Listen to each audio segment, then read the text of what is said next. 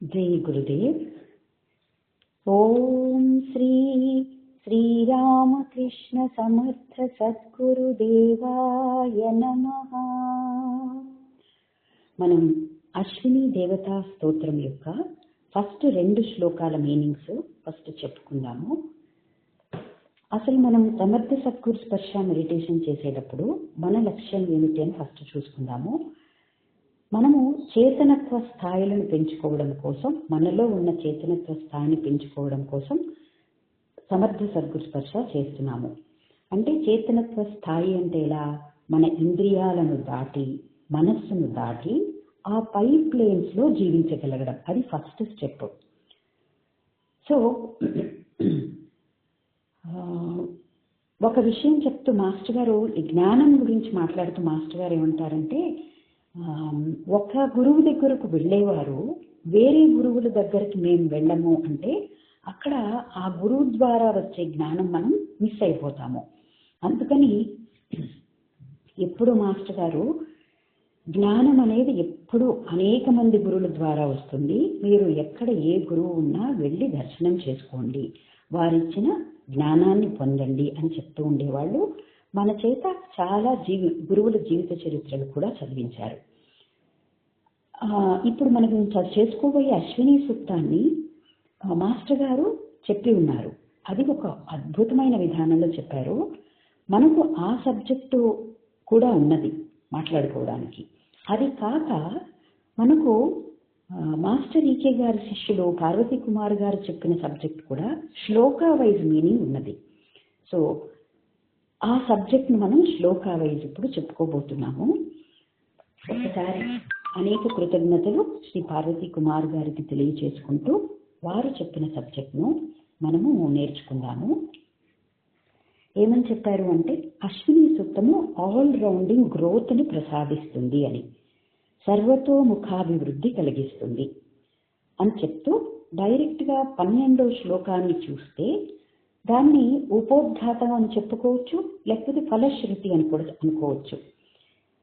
ఎందుకంటే అది ఏం చెప్తుందంటే, ఆ శ్లోకము ఎక్కడో బావిలో అంటే క్రింద మన శరీరంలో క్రిందకి మూలాధారంలో పడి ఉన్నటువంటి మన జీవ ప్రజ్ఞ క్రమక్రమంగా మన సాధన ద్వారా పైకి లేస్తూ ఉంటుంది ప్రతిరోజు మనం చేసుకునే ఈ మెడిటేషన్స్ ద్వారా.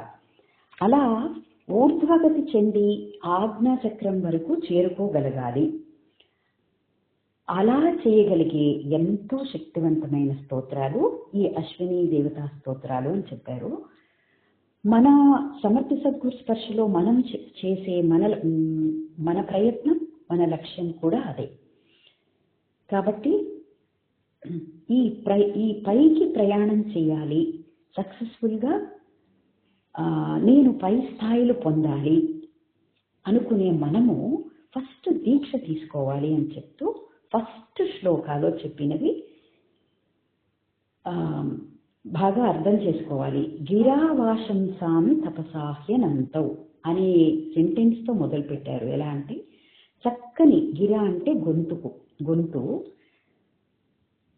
చక్కని వాక్యాలతో మిమ్మల్ని స్తుతిస్తాము. ఎవరిని? అశ్విని దేవతలను. చక్కని వాక్యాలతో, ఓ అశ్విని దేవతలారా, చక్కని వాక్యాలతో మిమ్మల్ని స్తుతిస్తాను, మిమ్మల్ని గురించి తపస్సు చేస్తాను. అంటే నిరంతరం మనసులో పెట్టుకోవడమే అన్నమాట. అంటే తపస్సు చేస్తాను నిరంతరం అన్నగానే మనకి అనన్యాశ్చింతయంతో మాం అనే శ్లోకాన్ని చెప్పుకుంటాం ప్రతిసారి భగవద్గీతలోంది. ఏ విధమైన వేరే ఆలోచనలు లేకుండా నన్నే తలుచుకుంటూ ఉంటే, నాకే సమస్తమైన ఆలోచనలు కర్మలు సమర్పణ చేయడం ద్వారా నేను మీకు యోగాన్ని క్షేమాన్ని ప్రసాదిస్తాను అని శ్రీకృష్ణుడు చెప్పాడు భగవద్గీతలో. సో అనన్యా చింతయంతో మామని గుర్తు చేసుకుంటాం. అలాగే అగ్ని సూక్తంలో కూడా 7వ శ్లోకం అనుకుంటా, ఉపత్వాగ్నే దివే దివే దోషవస్త ధియా వయం, మేము మా బుద్ధుల ద్వారా ఓ అగ్నిదేవ నిన్ను పదే పదే తలుచుకుంటాము, నమో భరంత ఏమసి, నీకు ప్రణామం సమర్పిస్తాము అని అగ్నిదేవుణ్ణి కూడా మాటి మాటికి గుర్తు చేసుకుంటాము అని చెప్పుకున్నట్లు, ఈ అశ్విని దేవతలు సృష్టికి మూలమైన దేవతలు, సృష్టికి అతీతంగా ఉండి సృష్టిని నడిపించే దేవతలైన అశ్విని దేవతలను కూడా ప్రతి నిత్యము మనసులో తలుచుకోవాలి అని చెప్తున్నారు. వీళ్ళేంటంటే సృష్టికి అతీతమైన తత్వం దిగి వచ్చేటప్పుడు వారు రెండుగా దిగి వస్తారట. ఆ తత్వము రెండుగా దిగి వస్తుంది. అది పురుషుడు, ప్రకృతి అని చెప్తారు. ఈ పురుషుడు, ప్రకృతి అనే వాటి గురించి మనం ఇంతకు ముందు పురుష సూక్తం చేసుకున్నాము, స్త్రీ సూక్తం చేసుకున్నాము. పురుషుడు అంటే మొత్తం సృష్టి అంతా వ్యాపించి ఉన్న ఈశ్వరుడు ఆర్ పురుషుడు అని చెప్పుకున్నాము. స్త్రీ సూక్తం ద్వారా ప్రకృతి అంటే లక్షణాలు, లోపల ఉండే సంస్కారాలు, వాటి గురించి చెప్పుకున్నాము. కానీ ఆ ఇద్దరు ఒక్కటే, పురుషుడు ప్రకృతి రెండుగా కనిపించిన ఆ ఇద్దరు ఒకటే. ఆ ఏకం ఒక్కటి అని చెప్పే ఆ ఒక్కటి రెండుగా ఉండే భావం కలగాలంటే రెండింటినీ సమతుల్యంగా మనలో ఏర్పాటు చేసుకోవాలి అని చెప్తున్నారు. మన దృష్టి సమానంగా ఉన్నప్పుడే అది ఊర్ధ్వముఖంగా వెళ్తుంది. అందుకని మన జీవితాలలో అన్నీ సమానంగా ఉండేటట్లు చేసుకోవాలి. ఏది అతిగా ఉండరాదు. మన జీవితంలో మనం రోజు చేసుకునే మనకి తిండి, నిద్ర, మన మాటలు ఏది కూడా అతిగాను మితంగాను ఉండరాదు. సరి సమానంగా ఉంటేనే ఏకత్వాన్ని దర్శింపచేస్తుంది అంటున్నారు. ఈ అశ్విని దేవతల ప్రజ్ఞ ప్రతి చోట ద్వంద్వంగా అంటే రెండుగా పనిచేస్తూ ఉంటుందట. అందువలన మనలోని శ్వాస అంటే మనలోని ఉచ్ఛ్వాస నిశ్వాసాలు కూడా అశ్విని దేవతలే అని చెప్తున్నారు. ఇంకా జంటలుగా ఉన్న మిగిలిన వాటిని చూసుకుంటే కాలము, దేశము, టైమ్ అండ్ స్పేస్, పగలు, రాత్రి, ఉత్తరాయణం, దక్షిణాయనం, పౌర్ణమి, అమావాస్య, వృద్ధి, హాని, పెరుగుట, తరుగుట, జననం, మరణం, ఇలా ఇవన్నీ కూడా అశ్విని దేవతలే అని చెప్తున్నారు. ఇంకా ఫస్ట్ శ్లోకాలోకి వస్తే ప్రపూర్వగౌ పూర్వజౌ. ప్రపూర్వగౌ అంటే అత్యంత ప్రాచీనులు. ఎంత ప్రాచీనులంటే సృష్టి ఆది కంటే ముందు నుంచి ఉన్నవారు అశ్విని దేవతలు. పూర్వజౌ అంటే అందరికన్నా ముందు పుట్టినవారు. ప్రపూర్వగౌ అంటే సృష్టి ఆది కంటే ముందు ఉన్నవారు. పూర్వజౌ అంటే అందరికన్నా ముందు పుట్టినవారు. వీరు పుట్టిన తర్వాతనే మిగతావి వచ్చాయి అని చెప్తున్నారు. ఇంకా చిత్రభాను అంటే సూర్యోదయం ముందు, సూర్యాస్తమయం తర్వాత కూడా రకరకాల కాంతులు, రంగులు విచిత్రంగా ఉంటాయట. ఈ కాంతులు, చిత్రభాను అనే ఈ రంగుల కాంతుల దర్శనం మనం చేసుకుంటూ ఉంటే అశ్విని దేవతల దర్శనం అయినట్లే. ఈ దేవతలు జంటగా దిగి వచ్చిన వారు కనుక వారిని రెక్కలుగా, పక్షులుగా కూడా చెప్తారు. అలా కూడా పిక్చర్స్ వేస్తారనమాట. రెక్కలు చూపిస్తారు, పక్షులుగా వేస్తారు. రాత్రి వచ్చే దేవతను సుపర్ణుడు అని కూడా అంటారు. అది మనం ముందు శ్లోకాల్లో చూద్దాము. ఈ అశ్విని దేవతలు సమత్వానికి ఆదర్శం అన్నమాట. అంటే మన నిద్ర అయినా, విశ్రాంతి అయినా, మన పనులైనా, ఆహారమైనా సమతూకంగా ఉండాలి. అలాగే మనలోకి వెళ్ళే శ్వాస, ప్రాణముల యొక్క ప్రసారం కూడా సమతూకంగా ఉండాలి అని చెప్తున్నారు. ఈ సమతూకాన్ని సుపర్ణుడు అంటారు. అంటే రెండు సమంగా ఉండే రెక్కలు కలిగిన వాడు అన్నమాట. ఆ రెక్కలే ఈ రెండుగా కనిపించేవన్నీ కూడాను.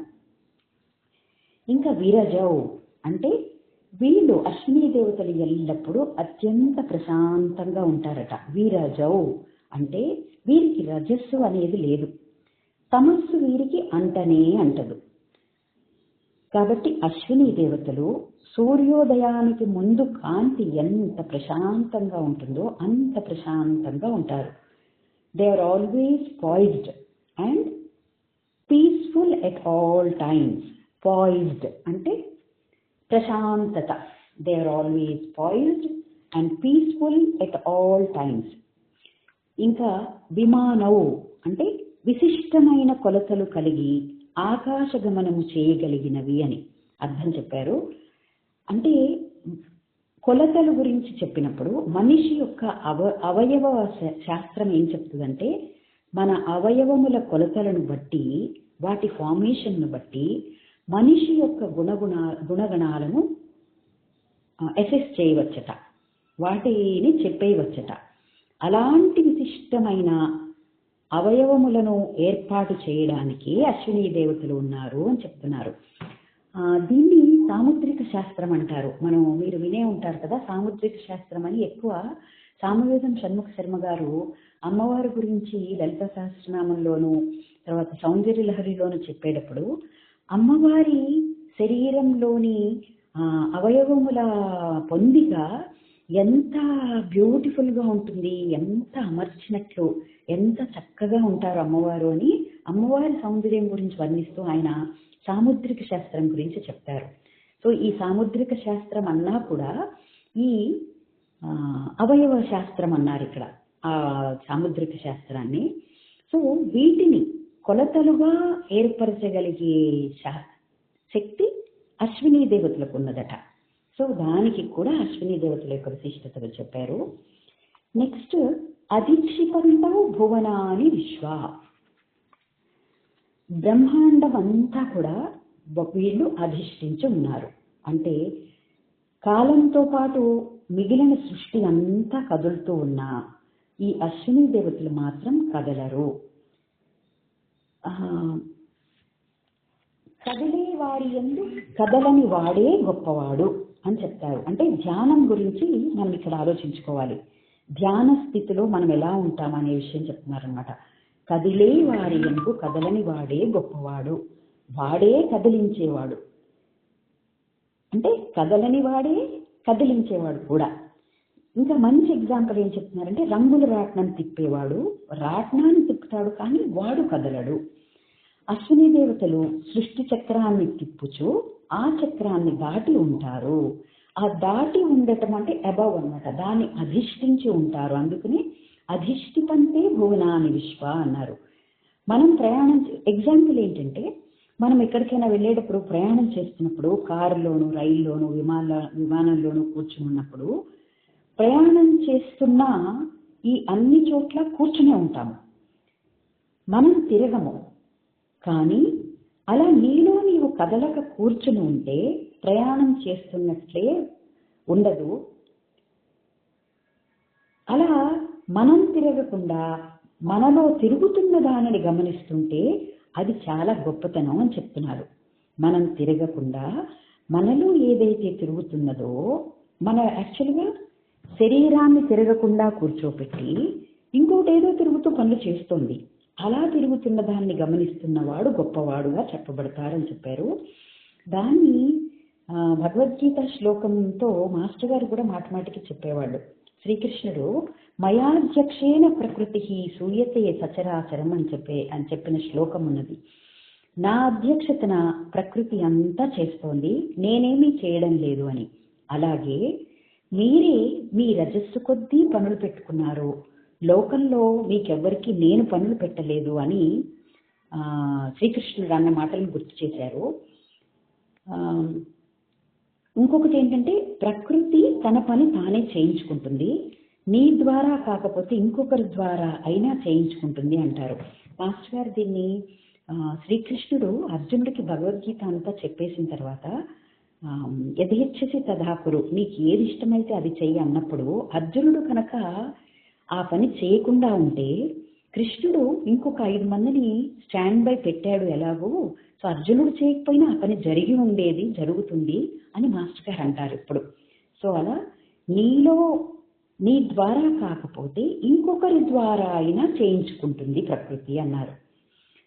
ఈ ప్రకృతికి అబవ్ ఉండేవాడు శ్రీకృష్ణుడు అనమాట. అధిష్ఠించి ఉంటాను నేను అని చెప్పాడనమాట శ్రీకృష్ణుడు. ఇంకా ఏం చెప్పారంటే, నీలో ఉన్న ప్రకృతి నిన్ను పనిలో పెట్టుకుంటుంది. నీలో ఉన్న ప్రకృతి అంటే ఇక్కడ నీలోని చేతనత్వము. నీ చేతనత్వంలో కొంచెం ఇక్కడ వివరంగా చెప్పారు. నీ చేతనత్వము ఇచ్ఛ, జ్ఞాన, క్రియలుగా పనిచేస్తుంది. ఈ 3 నీ చేతనత్వంలో ఉన్నాయి. దానిని అధిష్ఠించి నీవు కూర్చున్నచో అప్పుడు నీవు చేయని వాడిగా కనిపించినా అన్నీ చేస్తున్నట్లుగా ప్రపంచం నిన్ను చూస్తూ ఉంటుంది. మళ్ళీ చెప్పుకుందాం, ఇది నీ చేతనత్వము, ఇచ్ఛ, జ్ఞాన క్రియలుగా పనిచేస్తుంది. ఈ 3 నీ చేతనత్వంలో ఉన్నాయి. దీనికి ఒక ఎగ్జాంపుల్ చెప్పుకోవచ్చు. ఇచ్ఛ, జ్ఞాన, క్రియాశక్తులు అంటే మనకి ఏదైనా ఒక వంట చేయాలని ఉంది అనుకుందాం. వంట చెయ్యాలి అని, ఒక కూర చెయ్యాలి అని మనం అనుకున్నది ఇచ్ఛ, కోరిక. ఆ కూర చేయడానికి సబ్జెక్ట్ తెలియాలి, ఏ కూరగాయలు కావాలి, ఏ కూర ఎలా చెయ్యాలి అనేది జ్ఞానము. క్రియ ఏమో యాక్చువల్గా చేసిన ఆ వంట చేసే విధానము. సో ఇచ్ఛా జ్ఞాన క్రియలుగా ఈ 3 నీ చేతనత్వంలో ఉన్నాయి. మనలో ఈ 3 ఉంటాయట, ఇచ్ఛా జ్ఞాన క్రియలుగా. కానీ దానిని అధిష్ఠించి నీవు కూర్చున్నచో అప్పుడు నీవు చేయని వాడిగా ఉన్నా అన్నీ చేస్తున్నట్లుగా ప్రపంచం నిన్ను చూస్తూ ఉంటుంది. ఇది దేనిని ఎక్స్ప్లెయిన్ చేస్తున్నారంటే, చేతనత్వ స్థాయి పెరిగితే ధ్యానం ద్వారా మీరు ఎలా పట్టుకోగలరు ఈ పాయింట్ని అని చెప్తున్నారు. దీని గురించి మనము మళ్ళీ చూద్దాము. ఋషులు, తపస్సులు హిమాలయాలలోనూ గుహల్లోనూ కూర్చొని ఉన్న ఎన్నో కార్యాలు ప్రపంచానికి కావలసినవి చేస్తూ ఉంటారు. అలా చేస్తూ ఉన్న మానవుడు వాళ్ళకి తెలియక ఏమనుకుంటారంటే, ఈ ఋషులు ఊరికే కూర్చుని ఏం పనులు చేయటం లేదు అనుకుంటారట. అసలు వీళ్ళు ఏం చేస్తారు పనులు అనుకుంటారట. కానీ ఋషులకే తెలుసు అలా కూర్చోవడంలో ఏమవుతుంది అని. అంటే ఇక్కడ ఏం చెప్తున్నారంటే, ధ్యానం ద్వారా మనలో ఆ జ్ఞానం అంతా దిగటం ఒక పాయింట్. ఇంకొకటి ఏంటంటే సరెండర్, సంపూర్ణ సమర్పణ జరగడం వలన ఏ టైంకి ఏది జరగాలి అనేది సృష్టి కార్యంగా జరిగిపోతుంది. విశ్వ ప్రణాళికలో భాగంగా మనం ఈ పనులు చేస్తున్నప్పుడు కూడా మాస్టర్ గారు అదే చెప్తారు. మీరు విశ్వ ప్రణాళికలో భాగంగా ఇవన్నీ చేస్తున్నారు కాబట్టి మీరు దేనికోసమూ మీరు ఆలోచించక్కర్లేదు. మీకు రిసోర్సెస్, వనరులు వాటంతటే వస్తాయి, పనులన్నీ వాటంతటవే జరుగుతాయి అని అది అర్థం చేసుకుంటే ఈ అధిష్ఠించి ఉండటం అంటే ఏంటో అర్థమవుతుంది. సో ఇంకొక ఎగ్జాంపుల్ ఏం చెప్పుకోవచ్చు అంటే, శ్రీ అరబిందో పాండిచ్చేరిలో ఆశ్రమంలో ఉన్నప్పుడు సెకండ్ వరల్డ్ వార్ జరుగుతున్నప్పుడు ఆయన ఆశ్రమంలోనే ఉండి వారి తపశక్తి ద్వారా అక్కడెక్కడో సెకండ్ వరల్డ్ వార్లో పనిచేస్తున్న హిట్లర్ యొక్క మానసిక ప్రవృత్తి, చర్చిలు, వీళ్ళందరి యొక్క ఆలోచనలు, వారి మానసిక స్థితిని మార్చగలిగారు శ్రీ అరవిందుల వారు. ఇంకొక ఎగ్జాంపుల్ ఏం చెప్తారంటే, అది ఋషుల స్థాయి అన్నమాట. ఇండియన్ ఇండిపెండెన్స్ వెనకాల శ్రీ అరవిందోస్ హ్యాండ్ ఉన్నదని మనందరికీ తెలుసు. అది కాక మాస్టర్ గారు మాటిమాటికి ఏమంటారంటే, రమణ మహర్షి అరుణాచలంలోనే ఉన్న దెన్ మెహర్ బాబా ఆయన వారి ఆశ్రమంలో ఆయన ఉన్నా కూడా వారి రోల్ ఎంతో ఉన్నదట మన ఇండియన్ ఇండిపెండెన్స్ వెనకాల. ఇది ఎవరికీ తెలియదు అంటారు మాస్టర్ గారు. సో ఇక్కడ చెప్పే విషయం ఏంటంటే, ఏ గురువులైనా కూడా మనకి బయటికి కనిపించేది వారు వారి వారి ఆశ్రమాల్లో కామ్గా కూర్చుని ఉన్నారు అనుకుంటాం మనం. వారి ద్వారా జరిగే పనులు ప్రపంచమంతటా ఎక్కడైనా జరగచ్చు. అందుకే వారి పేరు, ప్రఖ్యాతులు ప్రపంచమంతటా వ్యాపిస్తాయి అని చెప్పారు. అలా అశ్విని దేవతలు సృష్టికి పైగా అతీతంగా ఉంటూ అలా సృష్టిని అంతా తిప్పుతూ వారు తిరుగుచూ సృష్టిని అధిష్ఠించిన తత్వంగా ఉన్నవారుగా చెప్తారనమాట అశ్విని దేవతలను. ఇది ఫస్ట్ శ్లోకం యొక్క చిన్న బ్రీఫింగ్. జై గురుదేవ్. జై గురుదేవ్. సెకండ్ శ్లోకము శ్రీ అశ్విని దేవతా స్తోత్రం నుండి. హిరణ్మయో శకుని సాంపరాయో. ఇక్కడ హిరణ్మయో అనే స్థితిలో ముందు మన హృదయాలలో వారి యొక్క ప్రెజెన్స్ గురించి చెప్తున్నారు. మన హృదయంలో ఎక్కడ ఉంటున్నారు అనేది. మన హృదయంలో అనాహత చక్రం 7 చక్రాలకు మధ్యలో ఉండే చక్రం.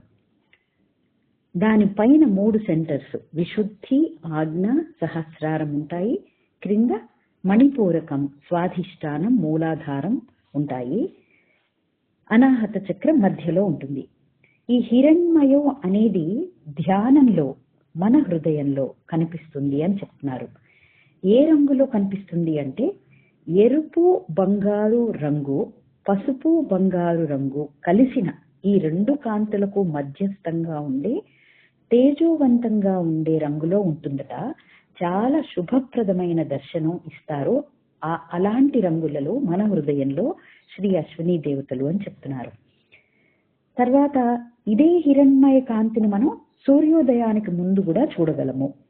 ప్రతి ఉదయం సూర్యోదయానికి ముందుగా ఆ ఎరుపు బంగారు, పసుపు బంగారు రంగులతో కూడిన హిరణ్మయ కాంతి యొక్క దర్శనమే అశ్విని దేవతల యొక్క తత్వము అని చెప్తున్నారు. ఇది ఒక ప్రశాంతమైన అనుభూతిని ఇచ్చే దర్శనమట ఈ హిరణ్మయ దర్శనము. మొత్తం సృష్టికి అంతటికీ ఆధారమై జంటగా అంటే ఎరుపు బంగారు, పసుపు బంగారు రంగులతో వారు దిగి వస్తారు. కనుక హిరణ్మయో అన్నారు. వాళ్ళ పేరుని హిరణ్మయో అనే పేరుతో పిలుస్తున్నారు అశ్విని దేవతలను. ఎందుకంటే సృష్టికి అంతటికి ఆధారమై జంటగా ఉన్నారు, ఎరుపు బంగారు, పసుపు బంగారు రంగులతో వస్తున్నారు అని హిరణ్మయో అని అడ్రస్ చేస్తున్నారు వారిని. ఔ అనే శబ్దము రెండు అనేది తెలియజేస్తుంది కదా, అందువలన. శకుని, తర్వాత శకుని అంటే జంట పిట్టలు. అశ్విని దేవతల యొక్క జంట తత్వము ఎక్కడ ఉంటే దానిని శకుని అంటారు. జంట పిట్టలు అంటే రెండుగా విడివిడిగా కనిపించే జంట పక్షులు కాదు, ఇవి ఒకదానికి ఇంకొకటి అంతర్గతంగా ఉండేటటువంటిది అని చెప్తున్నారు. దానికి ఎలా అర్థం చెప్పారంటే జీవాత్మలో పరమాత్మ ఉన్నాడు. ప్రతి జీవాత్మలోనూ పరమాత్మ ఉన్నాడు, పరమాత్మలో జీవాత్మ. ఒకటి ధరించేది అయితే ఇంకొకటి ధరింపబడేది. అంటే ఒకదాని లోపల ఒకటి అనే అర్థం అన్నమాట.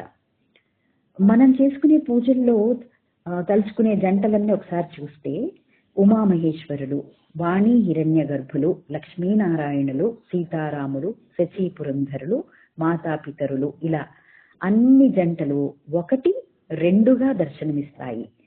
ఇవే అశ్విని దేవతలు. వీటిలో ఒకళ్ళు లేకుండా రెండో వాళ్ళు ఉండరు అని చెప్తున్నారు. ఒకరు లేక రెండవ వారు లేరు అంటే they both complement each other అని. అలాగే మనం పూజా ప్రారంభంలో తలుచుకుంటాం జంటలన్నీ. సో ఈ జంటలన్నీ కూడా అశ్విని దేవతా తత్వం కింద చెప్తున్నారనమాట. ఇది ఏం చెప్తున్నారంటే ఈ జంటలు అని చెప్పేటప్పుడు మనం ఒకటి గుర్తు చేసుకోవచ్చు. Sri Aurobindo and Divine Mother వారి విషయంలో ద డివైన్ మదర్ ఏమని చెప్తారంటే I exist not without him, he is unmanifest without me. I exist not without him, he is unmanifest without me అని వారి యొక్క తత్వం గురించి చెప్పేవారు. ఇదంతా మనము ఏ పదం గురించి చెప్పుకుంటున్నాము? శకుని అనే పదం గురించి చెప్పుకుంటున్నాము. సో అందులో పై లోకము క్రింది లోకము అని కూడా చూస్తే అలా చెప్పుకోవచ్చు. అలా చూస్తే ఒకటి ధరించేది ఇంకొకటి ధరింపబడేది అని చెప్పుకుంటున్నారు. పరమాత్మయే ధరింపబడేవాడు, వాహనం ధరించేది. అంటే పరమాత్మ పైన వాడు అని చూసుకుంటే ధరింపబడేవాడు, వాహనం ధరించేది అని చూసుకుంటే క్రింద లోకం అని చెప్పుకోవచ్చు. జీవాత్మ పరమాత్మ అది ఒక జంట. జీవాత్మని అక్షర పురుషుడు అంటారు, దాని నుండి వచ్చిన స్వభావాన్ని క్షర పురుషుడు అంటారు. క్షర పురుషుడు అంటే మనమంతా అన్నమాట. మనల్నందరినీ క్షర పురుషుడు అనవచ్చు.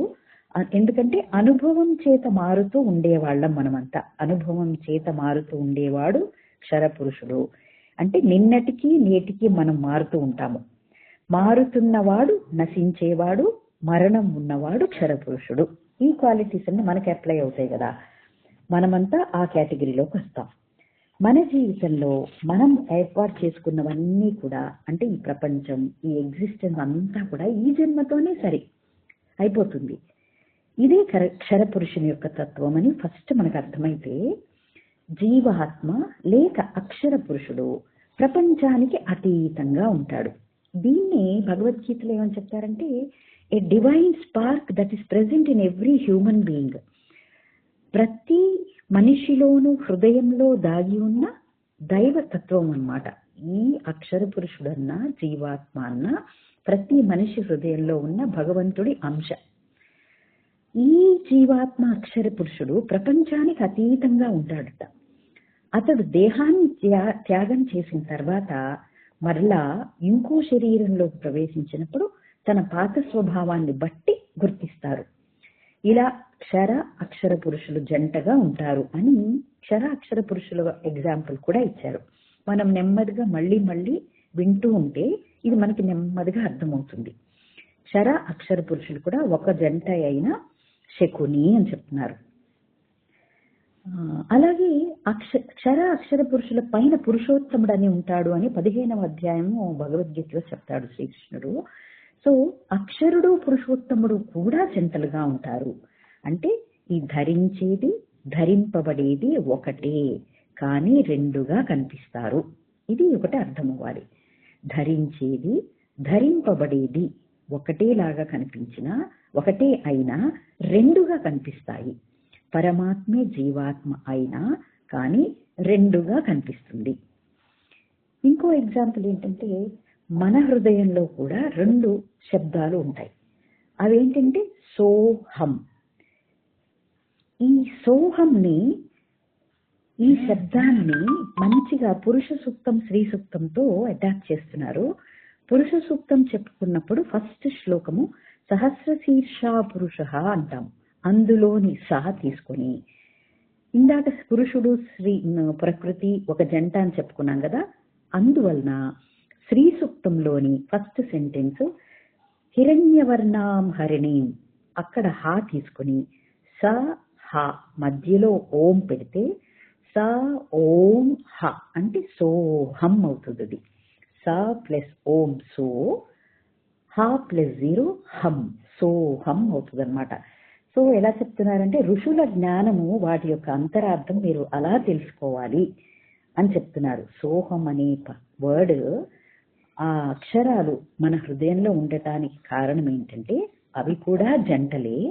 ఆ జంటలు పురుషుని నుంచి ప్రకృతి నుంచి వచ్చిన అక్షరాలు. సోహం అనేవి జంట శబ్దాలు. అవి కూడా ఒకరి యందు మరొకరు కూర్చబడి అధిక్షింపబడి ధరించబడి ఉన్నాయి. ఒక్కటిగానే వ్యాప్తి చెంది ఉంటాయి. ఇంకొక బెస్ట్ ఎగ్జాంపుల్ ఏం చెప్పారంటే పెళ్లిళ్లలో మామూలుగా వధూవరులతో అగ్ని చుట్టూ ప్రదక్షిణ చేయించేప్పుడు కళ్యాణ మంత్రాలతో ఈ 7 లోకాలలోనూ ఒక్కటిగా ఉంటాము అని ప్రతిజ్ఞ చేయిస్తారు వాళ్ళ చేత. అంటే ఇప్పటి నుండి మేము ఒక్కటిగా ఉంటాము, ఇక్కడి నుండి మేము ఒకటే అయినా రెండుగా ఉంటాము అని అర్థం. మేము ఒక్కరమే అయినా రెండుగా ఉంటామంటే 2 in 1 ఉంటామని ప్రమాణం చేయిస్తారు. సో అలా భార్యాభర్త ఎగ్జాంపుల్ ఇచ్చి వారు దూరంగా ఉన్నా కూడా అవగాహనతో ఉండాలి అని చెప్పేదే ఈ పాజిటివ్ మీనింగ్ శకుని అనే పదంలో మనం అర్థం చేసుకోవాలి. శకుని అంటే మనకి మన మహాభారతంలోని శకుని గుర్తొచ్చేస్తాడు. అతనికి ద్విస్వభావం ఉంది. అది అదా ఇదా, ఇది చెయ్యాలా అది చెయ్యాలా అని ఎప్పుడు మారిపోతూ ఉంటుందట అతని మూడు. అందుకని అతన్ని కూడా శకుని అని పిలిచారు అంటున్నారు. అది నెగిటివిటీకి సంబంధించిన శకుని. సో మామూలుగా ఇక్కడ చెప్పే శకుని ఏంటంటే చాలా పాజిటివ్ మీనింగ్ కలిగిన పదం శకుని అనే పదం. ఒక్కటే రెండై జంటగా ఎంతో రమ్యంగా వైభవోపేతంగా అన్ని చోట్ల ఆనందంగా ఒక్కటిగా ఉండటం అనేది అశ్విని దేవతల యొక్క క్వాలిటీగా వారు జంటలు అని చెప్తూ ఈ పదాన్ని శకుని అని వాడారు. సో అంత శుభప్రదమైన వర్డ్ అన్నమాట ఇది. నెక్స్ట్ వర్డ్ సాంపరాయో అంటే అంతా వ్యాప్తి చెందినవారు. ఎలా అంటే 7 లోకాలలోకి జంటలుగా అల్లుకోవడం అంటే తెలుసు కదా, నిట్టింగ్, అల్లుకుంటూ వస్తూ ఉంటారు. అలా వ్యాప్తి చెందిన వారు కానీ సపరేట్ గా ఉంటారు. ప్రపంచమంతా వ్యాప్తి చెందారు కానీ ప్రపంచానికి పైన పరంగా ఉంటారు అని చెప్తున్నారు అశ్విని దేవతల గురించి.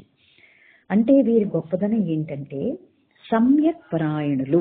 అంతా సృష్టి చేసేసి ఒకదానికి ఒకటి అనుసంధానం చేసి, అంటే they link, they connect and they coordinate things, but they don't get entangled or bound to any one thing. దేని యందు బంధింపబడరు, అన్ని లోకాలలోనూ ఫ్రీగా విహరించగలరు, కానీ ఎందులోనూ చిక్కుబడరు అని చెప్తున్నారు. మళ్ళీ మనం కంటిన్యూ చేద్దాము. జై గురుదేవ్. అశ్విని దేవతా స్తోత్రంలో 2వ శ్లోకం చెప్పుకుంటున్నాము. అందులో సాంపరాయో అనే పదాన్ని గురించి చెప్పుకుంటున్నాము. సాంపరాయో అంటే ఈ అశ్విని దేవతలు, వారి యొక్క లక్షణం సూర్యకిరణాలను అల్లుకుంటూ వస్తారు అని చెప్పారు కదా. అలా వాళ్ళు అల్లుకుంటూ 7 లోకాలలోకి జంటలుగా వస్తూ ఉంటారట. అంటే అలా వ్యాప్తి చెందిన వారు 7 లోకాలలోకి వ్యాప్తి చెందుతారు, కానీ లోకాల్లో ఉండకుండా ప్రపంచానికి పరంగా సెపరేట్గా ఉండగలరు అని చెప్తున్నారు. అంటే వీరి గొప్పదనం ఏంటంటే వారు సమ్యక్ పరాయణులు, అంటే సంయమనము, దేనికి బంధీ కారు అని. అంటే అంతా సృష్టి చేసేసి ఒకదానికి ఒకటి అనుసంధానం చేసి అన్ని లింక్ చేస్తారు, కనెక్ట్ చేస్తారు, మధ్యలో కోఆర్డినేట్ చేస్తారు, కానీ దేని యందు బంధింపబడరు. అన్ని లోకాలలోనూ ఫ్రీగా విహరించగలరు, కానీ ఎందులోనూ చిక్కుబడరు అని చెప్తున్నారు. అదే మానవులమైన మనము మన శరీరాలలో ఇరుక్కుపోతాం. ఎలా? మనం చదువులు చదువుకుంటాము, వృత్తి ఉద్యోగాలలో చిక్కుకుపోతాము. అదే వివాహం చేసుకుంటే కుటుంబాలలోనూ ఇరుక్కుపోతూ ఉంటాము. సో ఎంత పెంచుకుంటే అంత ఇరుక్కుపోతాం మనము అని చెప్తున్నారు. మాస్టర్ గారు ఒకసారి టైం గురించి చెప్తూ, కాలము ప్రెజెంట్, పాస్ట్, ఫ్యూచర్ అని డివైడ్ చేసుకున్నది కూడా మనమే. ఈ స్ప్లిట్, బైఫర్కేట్ చేసుకున్నది కూడా కాలాన్ని భూతము, పాస్ట్, భవత్, ప్రెజెంట్, భవిష్యత్తు, ఈ 3టిని చేసుకుని ఆ టైంలో చిక్కుకుపోతాం మనము అన్నారు. తర్వాత డబ్బులు కూడా, మనీ కూడా మనమే ప్రింట్ చేసుకుంటాము, మనమే ఏర్పరచుకున్నాము మన కన్వీనియన్స్ కోసం, కానీ ఆ డబ్బు వెనకాలే పడతాము, ఆ డబ్బులోనే ఇరుక్కుపోతాము అని చెప్తారు. సో ఆ విషయం చూస్తే సమ్యక్ అనే పదాన్ని గుర్తుపెట్టుకుని మనం కూడా సాంపరాయో, అంటే ఎన్ని ఏర్పాట్లు చేసినా అశ్విని దేవతలు ఈ ప్రపంచంలో వాటన్నిటికీ బియాండ్, అబౌవ్, అంటే పరంగానే ప్రయాణం చేస్తారు. అంటే వారు దేనిని అంటించుకోరు. మనం ఈ అంటించుకోవడం అనే దాన్ని 2 పదాలు ఇదివరకు చూసాం. ఒకటి అపరామృష్ట, క్లేశ కర్మ విపాక ఆశయై అపరామృష్ట అని చదువుకున్నాం కదా. ఈశ్వరుడు దేనికి బద్ధుడు కాదు. ఈ క్లేశాలు, కర్మలు, విపాకలు, ఈ కోరికలు అనే వాటికి అంటించుకోడు అని చెప్పుకున్నాం. అలా అచ్యుత, అది కూడా అపరామృష్టహే, అంటే దేనిని అంటించుకోని స్థితి, అచ్యుత స్థితి. ఇప్పుడు సాంపరాయో అన్నా కూడా అదే మీనింగ్.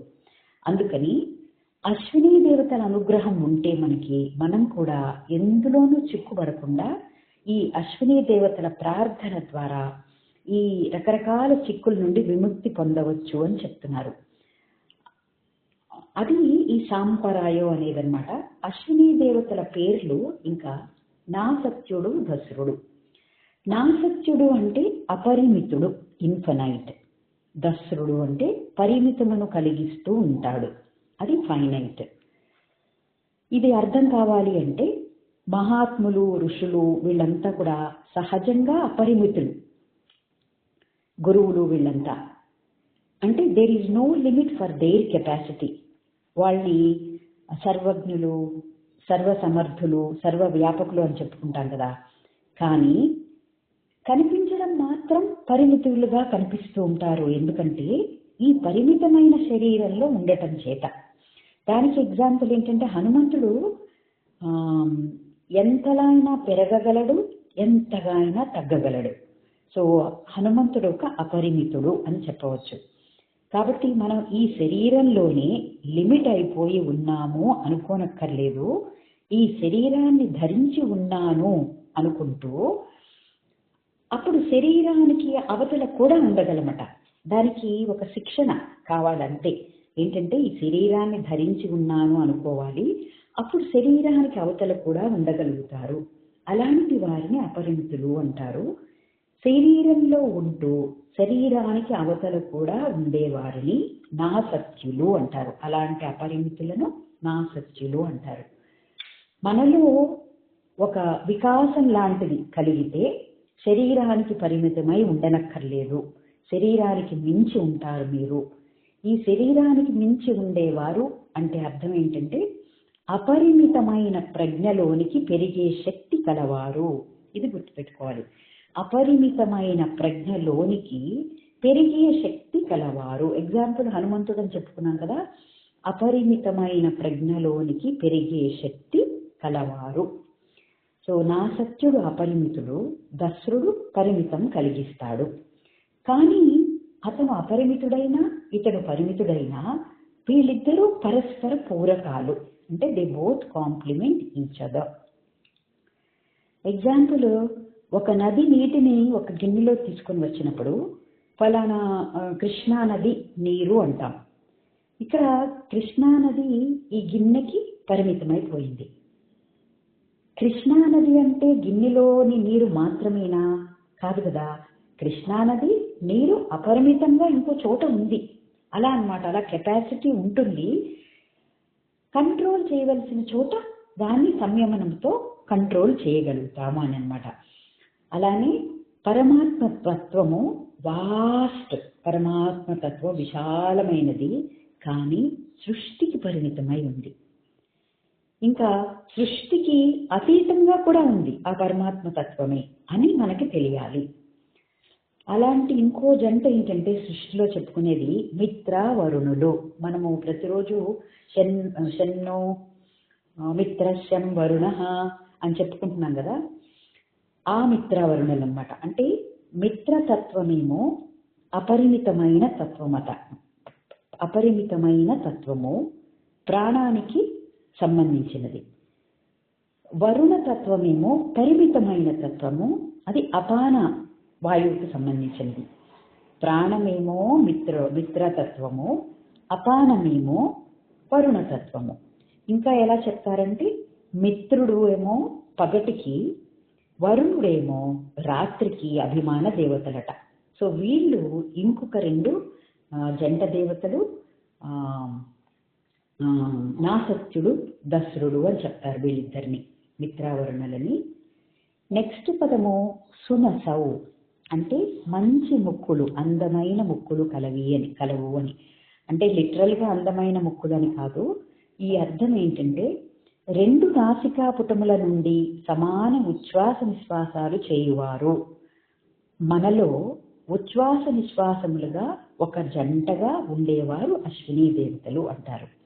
అంటే బ్రీద్ ఇన్ బ్రీద్ అవుట్లో మన బ్రీద్ ఇన్ బ్రీద్ అవుట్లో ప్రాణము ప్రజ్ఞ ఒక జంట. అందువలన బ్రీద్ ఇన్ బ్రీద్ అవుట్లు మన ముక్కులలో సరి సమానంగా ఉంటే మనలో ప్రజ్ఞకు సరి తూకం ఉంటుంది అంటున్నారు. ప్రాణము ప్రజ్ఞ ఒక జంట కనుక మన యొక్క ఉచ్ఛ్వాస నిశ్వాస మన ముక్కులలో సరి సమానంగా ఉంటే మనలో ప్రజ్ఞ కూడా సరితూకంగా ఉంటుంది అంటున్నారు. ఇదే ప్రాణాయామం ముఖ్యంగా మనకు ఇచ్చేది. మన శ్వాస రెండింటిలోనూ సమానంగా ఉండదు. నార్మల్గా హెచ్చు తగ్గులు ఉంటూ ఉంటాయి. అప్పుడు సునసౌ అవ్వదు. నాసాపుటములలో సరిసమానంగా ఉచ్ఛ్వాస నిశ్వాసములు చేయించేవారే సునసౌ అని చెప్పబడే ఈ అశ్విని దేవతలు. ఈ సమాన వాయు స్థితిలో ఉన్నప్పుడు రోగాలకు తావు ఉండదు. ప్రాణం సమాన స్థితిలో ఉంటే ప్రజ్ఞ సమాన స్థితిలో ఉంటుంది. ప్రాణం వల్ల ప్రజ్ఞ, ప్రజ్ఞ వల్ల ప్రాణం సరి సమానంగా ఉంటాయి. రోగాలకు తావు ఉండదు అని చెప్తున్నారు. మనం ప్రతిరోజు చేసుకుంటూ ఉన్న శాంతి మంత్రము అనుకుని చెప్పుకున్నాం కదా ఇప్పుడే. అందులోనే మనం నమస్తే వాయో త్వమేవ ప్రత్యక్షం బ్రహ్మాసి అని కూడా చెప్పుకుంటున్నాము. అన్నప్పుడు బ్రహ్మమును తెలుసుకోవడానికి వాయువు ప్రధానమైనదట. నమస్తే వాయో త్వమేవ ప్రత్యక్షం బ్రహ్మాసి. వాయువు ప్రధానమైనది అని చెప్పబడింది కాబట్టి అలాంటి వాయువును మన శరీరంలో చక్కగా నిర్వర్తించే వాళ్ళు అశ్వినీ దేవతలే అని చెప్తున్నారు. ఉచ్ఛ్వాస నిశ్వాసము, ప్రాణము, ప్రజ్ఞ లాగా మన శరీరంలో ఇంకొక జోడి ఉంది, ఇంకొక జంట ఏంటంటే వాయువు అగ్ని కూడా ఉంటాయి జంటలుగా. అంటే శ్వాస ప్రక్రియ బాగుంటేనే వాయువుకు తోడుగా నిరంతరం అగ్ని ఉంటుంది అని చెప్తూ ఈ ప్రజ్ఞలన్నీ మన శరీరంలో ఉన్నాయి, సరిగ్గా ఉంటే బాగుంటాయని చెప్తూ ఈ జంటలన్నీ సరిగ్గా ఉంటేనే దేహంలోని ఇతర జంటలు కూడా బాగా పనిచేస్తాయి అని మనము ఈ పదం సునసౌ అనే పదం నుంచి జంట అవయవాల యొక్క సమస్య గురించి మనం చెప్పుకోవచ్చు అంటున్నారు. నెక్స్ట్ పదము వైజయంతౌ అంటే విజయములు పరంపరగా కలిగించేవారు. మొత్తం అశ్విని దేవతలే కనుక సృష్టి అంతా ప్రజ్ఞ పదార్థము అంటే స్పిరిట్ అండ్ మ్యాటర్ సమంగా ఉంటే అంత విజయమే ఉంటుంది అని చెప్తున్నారు. వీరు విజయానికి శకునములు, అశ్విని దేవతలు విజయానికి శకునములు. ఈ స్పిరిట్ అండ్ మ్యాటర్ అనేది వింటుంటే మనకి మాస్టర్ గారు సైన్స్ అండ్ స్పిరిచువాలిటీ అని చెప్తారు. వైజ్ఞానికత, ఆధ్యాత్మికత. మాస్టర్ గారు మనకు అందించింది ఏంటి? Scientific spirituality. సో ఈ రెండిటి యొక్క బ్యాలెన్స్ ఉండాలి. మ్యాటర్ అండ్ స్పిరిట్, పదార్థము, ప్రజ్ఞ రెండు కరెక్ట్గా బ్యాలెన్స్గా ఉండాలి అని చెప్తూ మనకి మాస్టర్ గారు ఇచ్చిన సబ్జెక్ట్ అంతా కూడా సైంటిఫిక్ స్పిరిచువాలిటీ మీద బేస్ చేసుకునే ఇచ్చారు. ఆ పాయింట్ అన్నమాట ఇది. వైజయంతో అనే పదంలో వచ్చింది. ఇక్కడ శుక్రం అసితం వయంతో అన్నారు. శుక్రం అంటే వైట్ తెలుపు, అసితం అంటే నలుపు. ఈ తెలుపు నలుపు రంగుల నేత పని చేస్తారట ఈ అశ్విని దేవతలు. అంటే దేనికి సింబాలిక్ గా చెప్పారంటే ఈ సృష్టిలో పగలు రాత్రిని తెప్పిస్తారు, ఉత్తరాయణం దక్షిణాయనాన్ని తెప్పిస్తారు అశ్విని దేవతలు. వాటిని నిర్వర్తిస్తూ ఉంటారు. పగలు రాత్రిని, ఉత్తరాయణం దక్షిణాయనంని నిర్వర్తిస్తూ ఉంటారు. ఆదిత్య లోకం లేక సౌరమండలంలో ఉన్న కాస్మిక్ సన్ నుండి అంటే మనం చూస్తున్న సూర్యుడి నుంచి నలుపును తెలుపును దారాలుగా అల్లుకుంటూ వస్తారు. ఇక్కడ నలుపు తెలుపు అంటే సూర్యకాంతి, సూర్యకిరణాల గురించి మనకి వెంటనే స్ఫురించాలి. మనం సూర్యకాంతి అంటే ఒక్క తెలుపే అనుకుంటాము, అది నలుపు తెలుపుల కాంతి కలిపి ఉండే రంగు అంటున్నారు. అది చాలా ఇంపార్టెంట్ పాయింట్, గుర్తుపెట్టుకోవాలి. ముందు ముందు కూడా వస్తుంది ఇది. అంటే ఎలా అంటే మనం చీకటిగా ఉందంటే కంప్లీట్ నలుపు చీకటి అనుకుంటాం కదా. లైట్ తీసేసిన తర్వాత చీకట్లో ఉన్న మనకి కొంచెం సేపు అయ్యాక వెలుగు కనిపిస్తుంది. కాబట్టి అది తెలుపు నలుపుల కలయిక ఆ చీకటి కూడా. సో తెలుపు కూడా నలుపు తెలుపుల కాంతి కలిపి ఉన్న రంగే ఆ తెలుపు సూర్యకాంతి అని చెప్తున్నారు ఇక్కడ. ఇలా మనకు సృష్టిలో శుక్రం అసితం అన్నారు. అంటే వెలుగు నీడల నేత పనిని మంచి మగ్గము మీద, మంచి మగ్గము అంటే సువేమ్న మీద, మంచి మగ్గము పైన నిత్యము నేస్తూ ఆ అల్లికను, ఆ నిట్టింగ్ను అధిష్ఠించి ఉండేవారు అశ్విని దేవతలు. దీన్ని ఎలా చెప్తున్నారు సింబాలిక్ గా?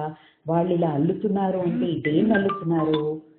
సూర్య కిరణాలను, సూర్యుడి నుంచి వచ్చే కిరణాలను వాళ్ళు అల్లిక ద్వారా మనకు భూమి మీదకు పంపిస్తారు అని తర్వాత శ్లోకాల్లో వస్తుంది. సో ఆ నేత పనిలో వాళ్ళు ఎప్పుడు బిజీగా ఉంటారట. సో ఆ నేత పని చేస్తూ ఉంటారట. అలాంటి నేత నేస్తుంటారు. ప్రతిరోజు రాత్రి పగలు వచ్చేట్లు చేస్తారు. ఈ రాత్రి పగలు అన్నప్పుడు మనకి ఇంకొక పాయింట్ వెంటనే గుర్తు రావాలి. ఏంటంటే పగలు వ్యక్తం అవుతూ ఉంటుంది, రాత్రి అవ్యక్తంలోకి వెళ్ళిపోతూ ఉంటుంది. ఇది చాలా ఇంపార్టెంట్ పాయింట్ అశ్విని దేవతా స్తోత్రంలో. పగలు అంటే వ్యక్తం, రాత్రి అంటే అవ్యక్తం. ఇలా మనకు సృష్టిలో కనపడి కనపడక, కదలి కదలక, నలుపు తెలుపు, పూర్ణిమ అమావాస్య, ఉత్తరాయణం దక్షిణాయనం, పుట్టుక మరణం, ఇవన్నీ ఒకటి వ్యక్తము ఒకటి అవ్యక్తంగా మనకు కల్పిస్తూ ఉంటారు వీరు. మనము రాత్రి అంటే శూన్యం అనుకుంటాం, ఎందుకంటే అది అవ్యక్తం కాబట్టి. కానీ తెలుసుకోగలిగితే రాత్రిలోనే అన్నీ ఉంటాయి. అందుచేత యోగులు రాత్రి మేలుకొని ఉంటారు. వారు రాత్రిపూట వేరే లోకాలలో మేలుకొని ఉంటారు. వేరే లోకాలలో మేలుకొని విహరిస్తూ అన్నారు ఇక్కడ. అంటే వేరే లోకాలంటే ఎలాంటి లోకాలు? అవ్యక్తంగా ఉన్న లోకాలు. మనకు అందుకే కనిపించవు కదా అన్ని లోకాలు. సో మనకు కనపడని అవ్యక్త లోకాలలో మేలుకొని విహరిస్తూ యోగులు తెలుపు నలుపుల నేత నేస్తుంటారు. అక్కడ వారు కూడా చేయవలసిన వారికి ఇచ్చిన పనులు, యోగులకు వాళ్ళకున్న బాధ్యతలని వ్యక్తం నుండి అవ్యక్తంలోనికి తీసుకొని వచ్చుట, అవ్యక్తం నుండి వ్యక్తంలోనికి తీసుకొని వచ్చుట అనే కార్యాలు చేస్తూ ఉంటారని ఇక్కడ ఇండికేట్ చేశారు. కాబట్టి వయంతౌ అంటే నేత నేయుట, వాళ్ళు చేసే పనులను గురించి, అశ్విని దేవతల పనులను గురించి చెప్తూ వయంతౌ నేత నేయుట, వివస్వతౌ అంటే నేత నేసేవారు అని, నేసేవాడు. తరసాసు వేమ్న అంటే మంచి మగ్గముతో తీరిక లేకుండా వేగంగా ఎప్పుడు అల్లిక చేస్తూ అధిష్ఠించి ఉంటారట ఈ అశ్విని దేవతలు. ఇది అశ్విని దేవతలు సృష్టిలో చేసే నేత పని అని చెప్తున్నారు ఈ 2వ శ్లోకంలో. జై గురుదేవ్.